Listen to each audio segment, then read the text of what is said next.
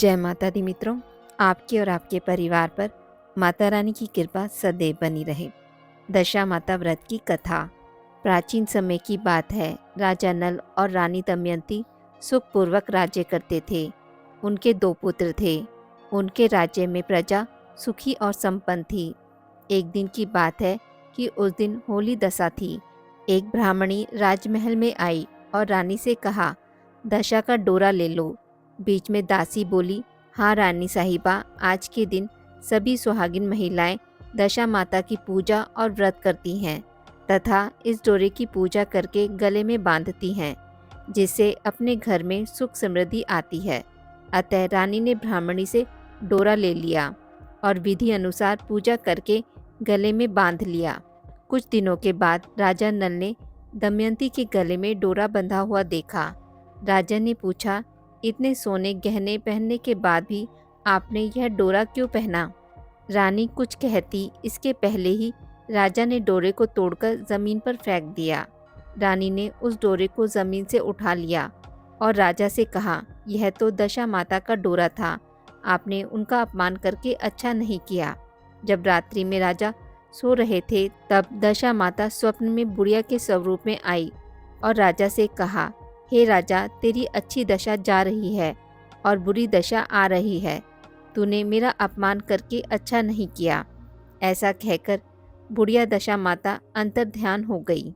अब जैसे जैसे दिन बीतते गए वैसे वैसे कुछ ही दिनों में राजा के ठाट बाट, हाथी घोड़े, लाव लश्कर, धन धान्य, सुख शांति सब कुछ नष्ट होने लगे। अब तो भूखे मरने का समय तक आ गया। एक दिन राजा ने दमयंती से कहा, तुम अपने दोनों बच्चों को लेकर अपने मायके चली जाओ। रानी ने कहा, मैं आपको छोड़कर कहीं नहीं जाऊंगी। जिस प्रकार आप रहेंगे उसी प्रकार मैं भी आपके साथ रहूंगी।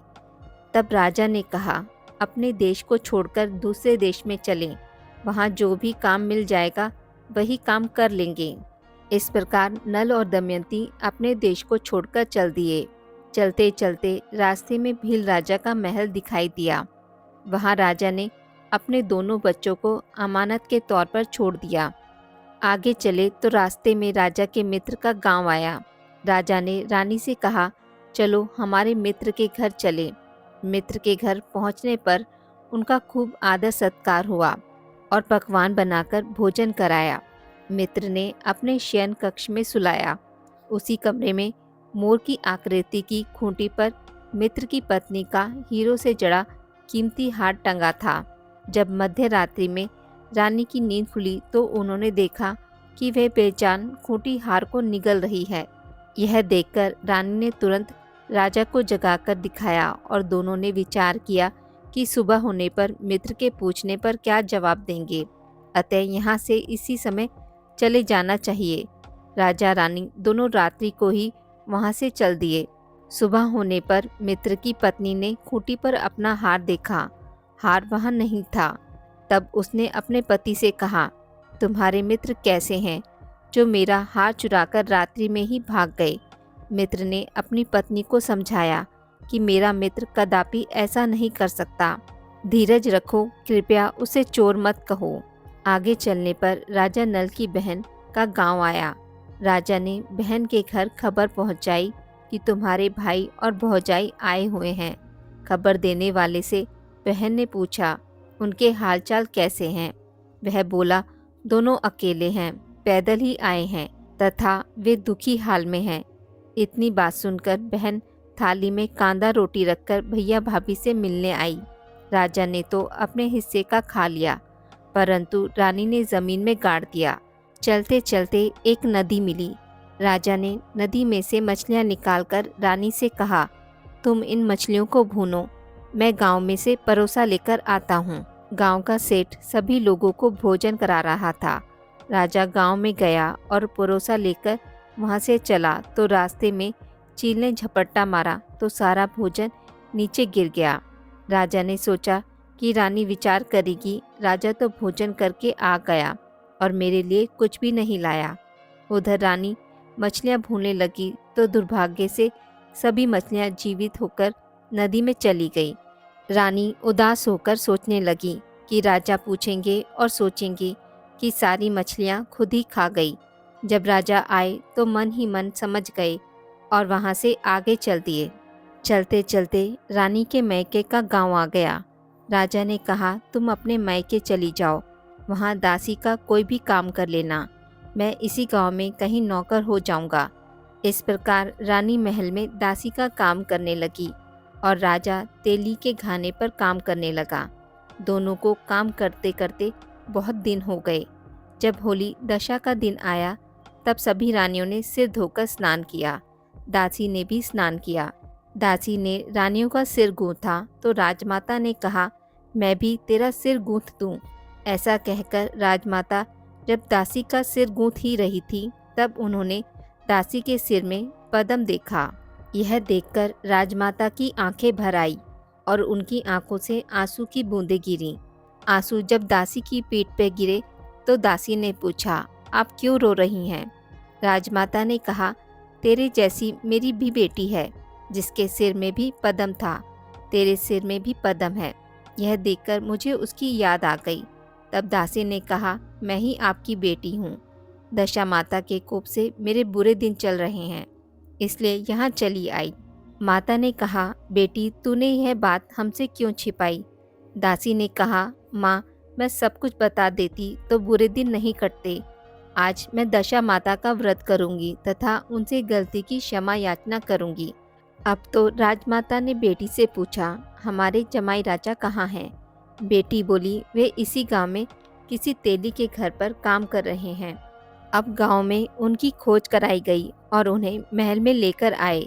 जमाई राजा को स्नान कराया, नए वस्त्र पहनाए और पकवान बनाकर उन्हें भोजन कराया। अब दशा माता के आशीर्वाद से राजा नल और दमयंती के अच्छे दिन लौट आए। कुछ दिन वहीं बिताने के बाद अपने राज्य जाने को कहा। दमयंती के पिता ने खूब सारा धन, लाव लश्कर, हाथी घोड़े आदि देकर बेटी जमाई को विदा किया। रास्ते में वही जगह आई जहाँ रानी ने मछलियों को भूना था और राजा के हाथ से छील के झपट्टे मारने से भोजन जमीन पर आ गिरा था। तब राजा ने कहा, तुमने सोचा होगा कि मैंने अकेले भोजन कर लिया होगा, परंतु चील ने झपट्टा मारकर गिरा दिया था। अब रानी ने कहा, आपने सोचा होगा कि मैंने मछलियाँ भूनकर अकेले ही खा ली होंगी, परंतु वे तो जीवित होकर नदी में चली गई थी। चलते चलते जब राजा की बहन का गांव आया, राजा ने बहन के यहाँ खबर भेजी। खबर देने वाले से पूछा कि उनके हालचाल कैसे हैं। उसने बताया कि वे बहुत अच्छी दशा में हैं। उनके साथ हाथी घोड़े लाव लश्कर हैं। यह सुनकर राजा की बहन मोतियों की थाल सजाकर लाई। तभी दमयंती ने धरती माता से प्रार्थना की और कहा, माँ आज मेरी अमानत मुझे वापस दे दो। यह कहकर उस जगह को खोदा जहाँ कांदा रोटी गाड़ दिया था। खोदने पर रोटी तो सोने की और कांदा चांदी का हो गया। ये दोनों चीज़ें बहन की थाली में डाल दी और आगे चलने की तैयारी करने लगे। वहाँ से चलकर राजा अपने मित्र के घर पहुँचे। मित्र ने उनका पहले के समान ही खूब आदर सत्कार और सम्मान किया। रात्रि विश्राम के लिए उन्हें उसी शयन कक्ष में सुलाया। मोरनी वाली खूंटी के हार निकल जाने वाली बात से नींद नहीं आई। आधी रात के समय वही मोरनी वाली खूंटी हार उगलने लगी और राजा ने अपने मित्र को जगाया तथा रानी ने मित्र की पत्नी को जगाकर दिखाया, आपका हार तो इसने निगल लिया था। आपने सोचा होगा कि हार हमने चुराया है। अगले दिन राजा नल और दमयंती वहां से आगे की यात्रा पर निकल गए। चलते चलते भील राजा का महल आया। तब रानी ने कहा, हम अपने दोनों पुत्रों को भी साथ लेकर चलते हैं। जब राजा रानी भील राजा के महल पहुंचे, राजा ने भील राजा से कहा कि हमने हमारे पुत्रों को आपके पास अमानत के तौर पर छोड़ा था, अब हम वापस आ गए हैं, आप हमारे पुत्र हमें वापस दे दीजिए। भील राजा ने उनसे कहा कि आपके पुत्र यहाँ पर नहीं हैं, यहाँ से तो वे भाग गए हैं। रानी ने वहाँ पर दो सुंदर बालकों को देखा। उन्हें देखकर बोली, यह दोनों मेरे पुत्र हैं। लेकिन भील राजा ने रानी को उसके पुत्र देने से मना कर दिया। तब रानी दमयंती ने कहा कि अगर ये मेरे पुत्र होंगे तो मेरे सीने से दूध निकलकर इनके मुंह में चला जाएगा, अगर यह आपके पुत्र होंगे तो मेरे सीने से दूध नहीं निकलेगा, यह कहकर उन दोनों पुत्रों को सामने खड़ा कर दिया गया। रानी के सीने से दूध निकलकर उनके मुंह में चला गया तो रानी ने कहा, यह मेरे पुत्र हैं। ऐसा कहकर वह अपने पुत्रों को लेकर वापस अपने राज्य को चले गए। राज्य पहले जैसा खुशहाल और सुख समृद्ध हो चुका था। सभी प्रजा ने राजा और रानी का स्वागत किया। उसके पश्चात राजा नल और रानी दमयंती ने प्रजा में ढिंढोरा पिटवाया कि सभी सुहागिन स्त्रियां चैत्र माह के कृष्ण पक्ष की दशमी तिथि को दशा माता का व्रत करेंगी, जिससे हमारे राज्य में खुशहाली आएगी। उसके पश्चात सभी राज्य की सुहागिन महिलाएं दशा माता का व्रत करने लगी। दशा माता जैसे राजा नल और रानी दमयंती के साथ किया, वैसा किसी के साथ मत करना। जैसा राजा नल और रानी दमयंती की स्थिति सुधारी, उनको सुख समृद्धि प्रदान की, वैसी सबकी करना। आज की इस वीडियो में बस इतना ही। मित्रों, अगर आपको मेरी वीडियोस पसंद आती हैं तो इसे लाइक और शेयर ज़रूर करें और पूजा पाठ से जुड़ी जानकारी के लिए मेरे चैनल को सब्सक्राइब करना ना भूलें। धन्यवाद।